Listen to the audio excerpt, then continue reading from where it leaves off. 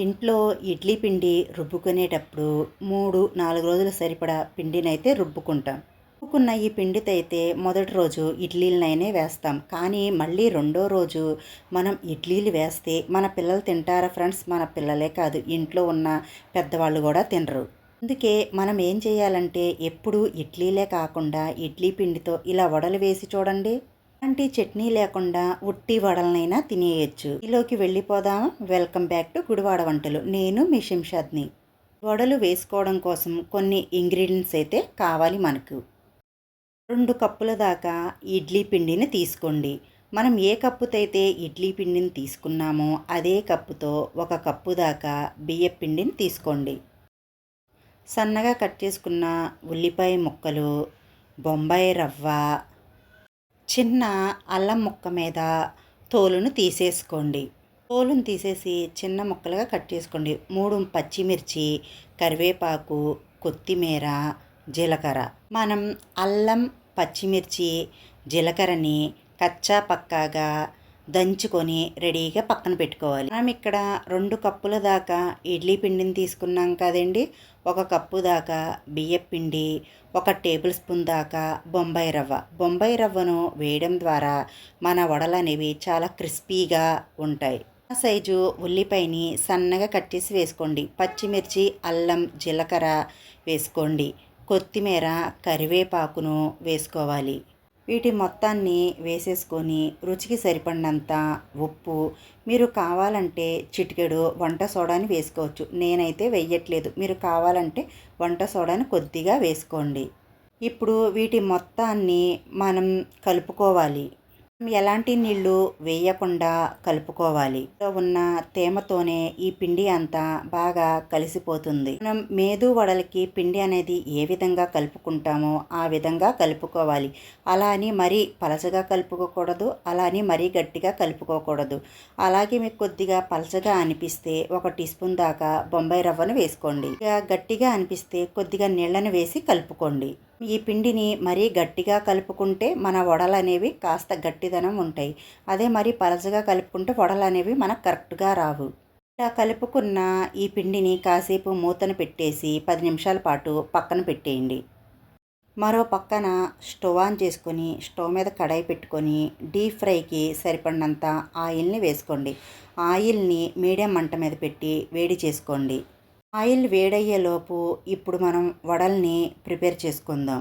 ఒక్కసారి కలిపేసుకొని మరొక గిన్నెలో నీళ్ళని పెట్టుకోండి.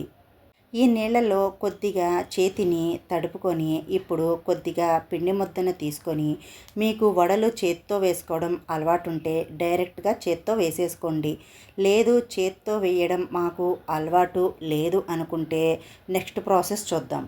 ఏదైనా బటర్ పేపర్ని కానీ పాల కవర్ని కానీ ఏదైనా కవర్ని తీసుకోండి.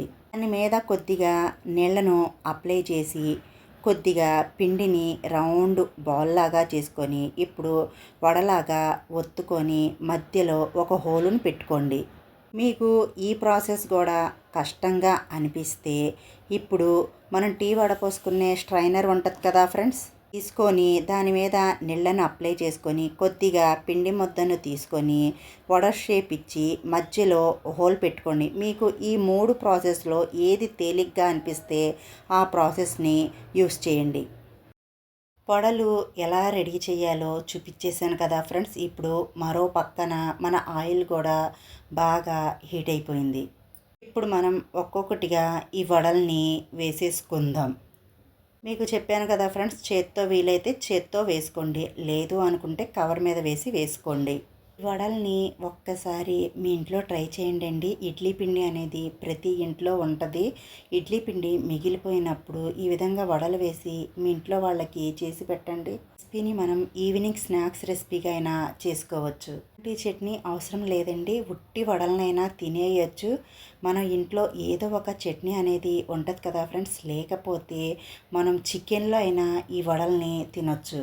వడలన్నీ వేసేసాక వేయగానే కలపకుండా ఒక 5 నిమిషాల పాటు వేగిన తర్వాత మనం రెండో వైపుకి తిప్పుకుందాం. అటు ఇటు తిప్పుకుంటా మంచి క్రిస్పీగా ఎర్రగా గోల్డెన్ కలర్లో ఫ్రై అంతవరకు ఫ్రై చేసుకోవాలి. మీడియం మంట మీద పెట్టి ఫ్రై చేసుకోవాలి. అలా అని మరీ ఎక్కువ మంట మీద పెట్టేసుకుంటే వడలు అనేవి పైకి ఎర్రగా వేగినట్టు అనిపిస్తాయి, లోపల పచ్చిదనం అనేది ఉండదు. మంటను కొద్దిగా మీడియం మంట మీద పెట్టి మంచి ఎర్రగా వేగేంత వరకు వేయించుకోండి. వడలు అనేవి ఫ్రై అయిపోయాయి కదా ఫ్రెండ్స్, ఇప్పుడు మనం ఆయిల్లో నుంచి తీసేసుకొని వేరే ప్లేట్లోకి వేసుకుందాం. మిగతా వడల్ని కూడా ఇదే విధంగా వేసుకోండి. పిండితో కూడా వడల్ని వేసుకోవచ్చండి. ఆ వీడియో కూడా మన ఛానల్లో ఉంది, దాని లింకును కూడా డిస్క్రిప్షన్ బాక్స్లో ఇస్తాను. మిగిలిపోయిన ఇడ్లీ పిండితో అప్పటికప్పుడు వడల్ని రెడీ చేసుకోండి. వీడియో నచ్చినట్టయితే లైక్ చేయండి, మీ ఫ్యామిలీ ఫ్రెండ్స్కి షేర్ చేయండి, మీ ఇంట్లో ట్రై చేసి కామెంట్ చేయండి. ఇలాంటి మంచి మంచి రెసిపీ వీడియోస్ కోసం మా ఛానల్ని సబ్స్క్రైబ్ చేసుకోండి. హాయ్ ఫ్రెండ్స్, మళ్ళీ కలుద్దాం.